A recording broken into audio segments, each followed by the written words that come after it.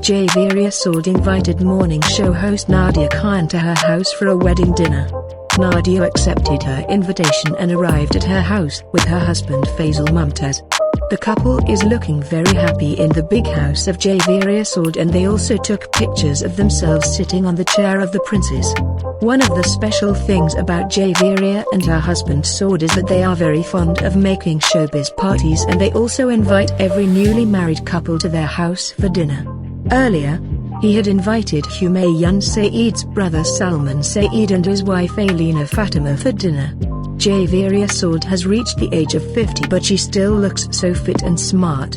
Of course, if there is happiness in a person's life, then he looks very young even in old age.